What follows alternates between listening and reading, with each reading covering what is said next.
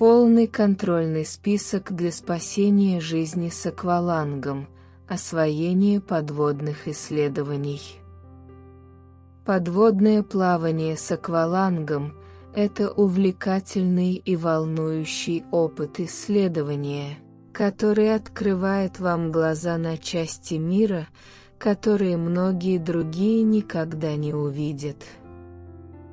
Это также может быть очень опасное и сложное хобби, требующее базы знаний, полученной на качественных курсах и на собственном опыте. Существует бесчисленное множество историй о людях, которые на курсах обучения чуть не погибли, изучая подводное плавание с аквалангом. Будучи в прошлом профессиональным дайвером NOAA с аквалангом в открытом океане, пловцом-спасателем NOAA, рулевым скоростного спасательного катера, альпинистом NOAA по защите от падения с высоты, спасателем закрытых помещений NOAA и ветераном береговой охраны США, я имею подготовку высшего уровня и ежедневные привычки выполнения упражнений по дайвингу, поиску и спасения, пожаротушения, разлив химических веществ и другие действия по реагированию на чрезвычайные ситуации. Я всегда говорю, учитесь у экспертов. Несмотря на всю мою подготовку и опыт, мне еще многое предстоит узнать и испытать, но вот то, что я знаю, основанное на страсти к дайвингу и обширных исследованиях на протяжении всей жизни. Ниже вы найдете очень полезную информацию, спасающую жизнь, независимо от того, являетесь ли вы новичком или опытным дайвером. Всегда полезно просмотреть и напомнить себе советы по спасению жизни. Вот советы, которые спасают жизни аквалангистов. Перед погружением оцените свои обстоятельства. Вы лишены сна. Вы пьете воду и пьете воду. Вы ели. Вы находитесь в стрессе, перегружены работой, загружены работой или переутомлены. У вас есть приятель по дайвингу? Вы ныряли со своим приятелем никогда, несколько раз, стихи много раз. Хорошие ли погодные и экологические условия? Вы привыкли нырять в горячей или холодной воде? Какая температура воды сегодня? Погружение при разной температуре влияет на плавучесть и другие факторы. На какие глубины у вас есть опыт погружений? Вас когда-нибудь надуривали, подвержены ли вы проблемам или насилию? Употребляли ли вы алкоголь или летали в течение последних 48 часов? Есть ли течение, с которым нужно бороться, бурная ли вода или сильное состояние моря? Будет ли видимость проблемой? Проверка и обслуживание вашего оборудования. Убедитесь, что бак полон и регулятор работает правильно. Это рабочее погружение с дополнительными сложностями или рекреационное погружение, которым вы просто наслаждаетесь. Есть ли у вас дополнительное оборудование, которое нужно обслуживать, такое как фонарь, трос, буй для дайвинга, сигнальные маркерные буи, камера или профессиональное оборудование? Повлияет ли это снаряжение на вашу плавучесть? Есть ли у вас нож для дайвинга или навигационный компас на случай чрезвычайной ситуации? Есть ли у вас часы для дайвинга и помогут ли они вам под водой, например, поднимаясь/опускаясь в толще воды с безопасной скоростью? Вы уже совершали повторные погружения. Каковы были ваши глубины и время на дне? Обсудить план погружения. Сколько людей ныряет? Каков их уровень опыта? Кто такие дайв-мастера и кто руководит погружением? Всегда внимательно следуйте за дайв-мастером Ами и дайв-лидером Ами. Какова запланированная максимальная глубина, время нахождения на дне и общее время погружения? Планируйте глубину и продолжительность декомпрессионных остановок. Кто твой приятель? Какой путь ты идешь? Какие морские обитатели существуют в этих водах, особенно токсичные или вредные для вас, например, ежи, акулы, осьминоги, барракуды, некоторые морские звезды, скаты, каменная рыба, крылатка и т.д. Каковы ожидаемые условия окружающей среды?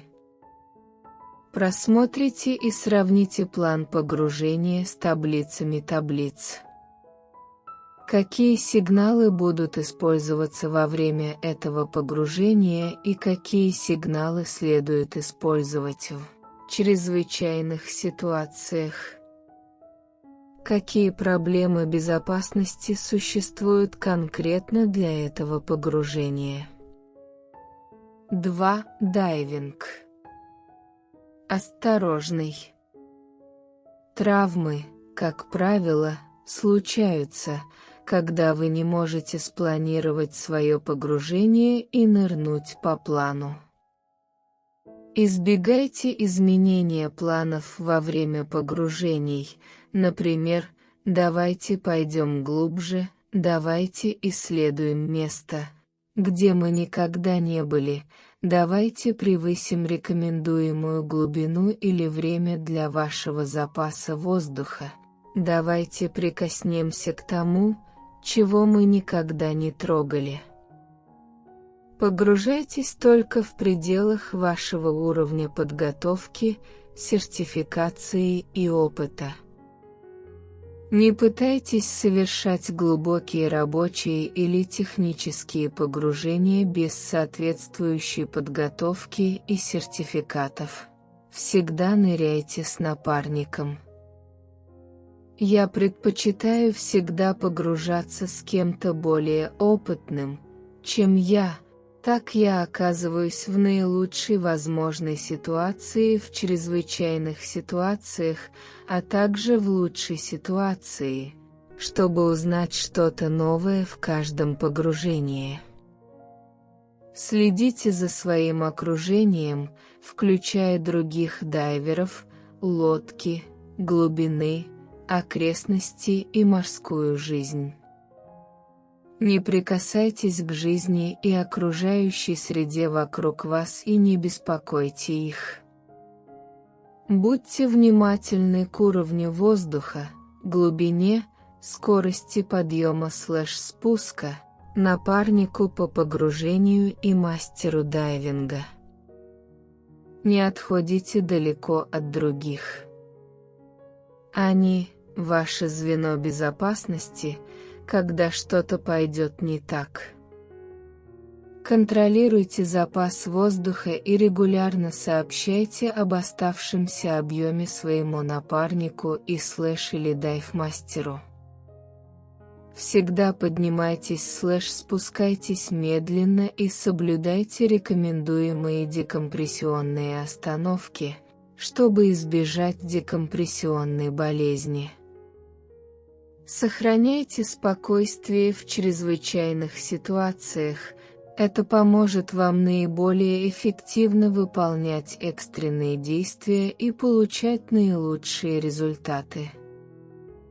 Научитесь использовать только ноги и расслаблять руки при нырянии. Это позволит вам лучше действовать в чрезвычайных ситуациях, поскольку при плавании не полагаются на руки. Погружайтесь с опытной, надежной и ориентированной на безопасность командой. Вы можете найти дайв-мастера, который напоказ делает нелепые и небезопасные вещи. Например, я видел, как кто-то играл с морской звездой в терновом венце. Этот выбор может привести к тому, что новички неосознанно прикоснутся к нему и нанесут необратимые повреждения своим конечностям, изменяющие их жизнь. Я рекомендую не нырять с людьми, которые делают глупости. Вещи, которые небезопасны. Вещи, которые позволяют другим пострадать. Для получения дополнительной информации посетите https://shubadiverlifi.com/strandharnstarfishguam/ 3. После погружения. Промывка, техническое обслуживание и уход за вашим спасательным снаряжением для подводного плавания. Когда вам предстоит долгий день повторяющихся погружений или глубоких глубин, следите за эмоциональным и физическим состоянием себя и своих друзей. Вы можете столкнуться с опасными для жизни проблемами после погружения в течение следующих 24 часов.